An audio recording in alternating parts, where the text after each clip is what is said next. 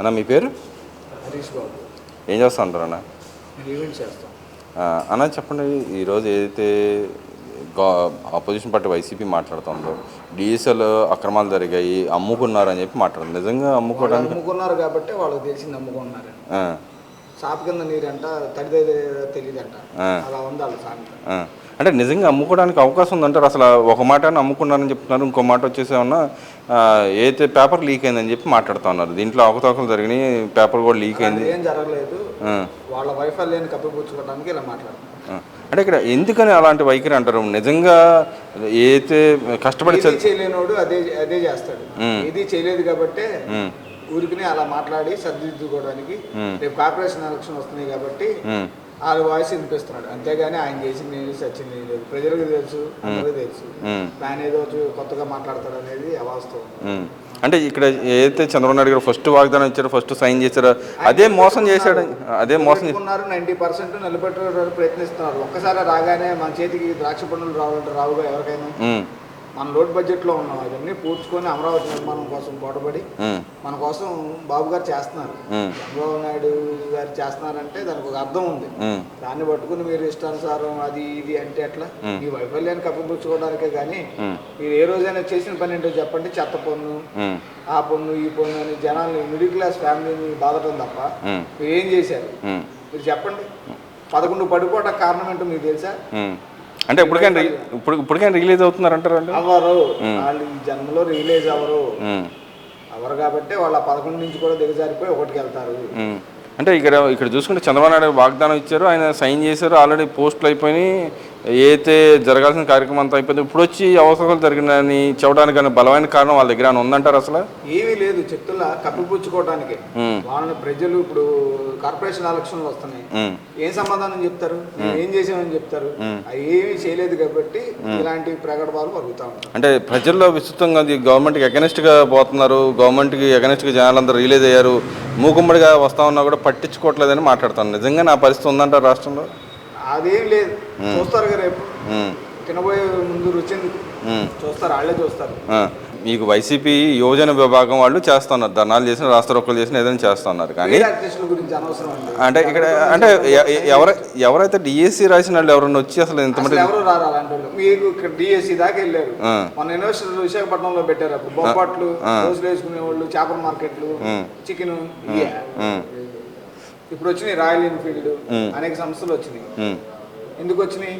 వాటి గురించి మాట్లాడరు. బొబ్బట్లు, మినిస్టర్ ఆయన ఏమో చెప్తాడు, బొబ్బట్లు జిఎంఓ చేసుకున్నాం, ఎంఓ చేసుకున్నాం. అంటే ఇక్కడ నిజంగా వాళ్ళకి చిత్తశుద్ధి ఉందంటారా? ఎవరైతే డిఎస్సి అభ్యర్థులు కోల్పోయారో వాళ్ళ పట్ల రమ్మనండి, ఒకళ్ళని డిఎస్సి అభ్యర్థులు రమ్మనండి. డిఎస్సి ఫుల్ ఫామ్ చెప్పానండి, చెప్పలేరు ఒకరు కూడా. అసలు వచ్చే వాళ్ళే పెయిడ్ ఆర్టిస్టులు. మరి అంటే ఇక్కడ మనం చూసుకుంటే ఏదైనా అవకతవకలు జరిగిన, ఏదైనా ఇబ్బంది పడ్డా కూడా కోర్టుకు వెళ్ళి అవకాశం ఉంది, కోర్టులో వేగండి అక్కడ పిటిషన్ వేసుకోవాలి. కానీ గవర్నర్ దగ్గరికి వెళ్ళి నేను పోరాడతాను అనే విధంగా బొత్స సత్యనారాయణ మాట్లాడతాను. గవర్నర్ గారి దగ్గరికి వెళ్తే ఏం జరిగింది అంటారు? ఇక్కడ గౌరవప్రదంగా బొత్స సత్యనారాయణ గారికి ఎమ్మెల్సీ ఇచ్చారు, గౌరవం ఇచ్చి ఫోన్లే కదా అని కూర్చోబెట్టారు. ఆయన ఏదో మాట్లాడాలి కదా, లేకపోతే బిగ్ బాస్ జగన్ గారు ఊరుకోరుగా, ఆయన ఊరుకోరు కదా, ఏదో మాట్లాడాలని చెప్పి మాట్లాడదు. ఆ తాపత్రయం తప్పించి అసలు ఆ పార్టీ గురించి కానీ దాని గురించి కానీ ఆలోచించే టైము లేదు, మనకు అంత అవసరం కూడా లేదు.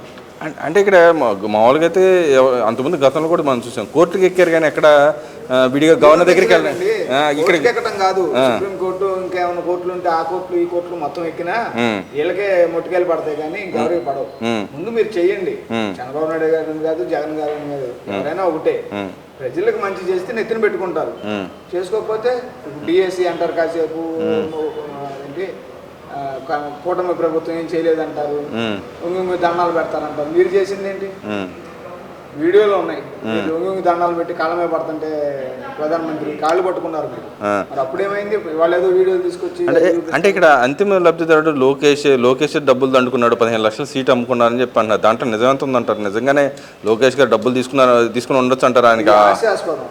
వాళ్ళు లోకేష్ గారు ఆయన డబ్బులు తీసుకుని కొత్తగా చేసేది ఏమీ లేదు, ఇదంతా హాస్యాస్పదం, దీని గురించి అసలు మనం ప్రస్తావించకూడదు. ఎందుకంటే వాళ్ళు ఏదో అందుకే లోకేష్ లేకపోతే చంద్రబాబు లేకపోతే పవన్ కళ్యాణ్ తిట్టడానికి ఒక కమిటీ పెట్టుకోవాలి, వాళ్ళు పెట్టుకుని ఈ ఆరోపణలు అన్ని చేస్తే అప్పుడేమో జనం నమ్ముతారు.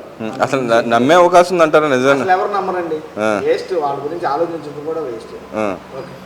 మరి ఇంకో పక్కన చూసుకుంటే ఇక్కడ రాష్ట్రంలో ఈ 2 ఏళ్లలో ప్రజలకు మేలు చేశారని చెప్పి ఈ గవర్నమెంట్ చెబుతుంది. వాళ్ళు ఏమైనా వెన్నుపోటు పొడిచారు కాబట్టి జనాలు ఊరినే ఉన్నారు, లేకపోతే రోడ్డుకి ఈ పాటికి చంద్రబాబు నాయుడు కూడా చూడరు, పవన్ కళ్యాణ్ చూడరు, లోకేష్ చూడరు, ఈ పాటికి ధర్నాలు రాస్తా రోకోలు చేసి గోల చేసేవారు. ఎక్కడన్నా ఉందా? అంటే వెన్నుపోటు పొడిచాడు తప్ప ఇంకెవరు లేరు అక్కడ. అంటే వెన్నుపోటు పొడిచాడు అని చెప్పి మాట్లాడుతూ ఉన్నారు కదా. వెన్నుపోటు ఎవరు పొడిచారంట? ప్రజలకు పొడిచాడంట. ఎక్కడ సంక్షేమ పథకాలు ఎక్కడ ఇవ్వట్లేదంట, ఉన్న పెన్షన్ పీకేస్తున్నారంట. వడ్ల పెట్టి పార్టీని వెళ్ళి ఒకసారి జనాలను అడిగితే చెప్తారు, మా వడ్లు మాకు ఉందని ముద్దులు పెట్టుకోవడం కాదు, అందరి జనాలను అడిగితే చెప్తారు. అంటే ప్రజల్లో ఉన్నట్టు కదా, నాయకుడు ప్రజల్లో ఉండి పోరాడుతున్నాడంట కదా, మీకు ఎక్కడ కనపడ్డా? ముందు ఆ బెంగళూరును హైదరాబాద్ లోటస్ బెంగళూరు ప్యాలెస్ వదిలేసి రమ్మనండి, లేకపోతే తాడేపల్లి ప్యాలెస్ లో సేద చేస్తా ఉంటాడు.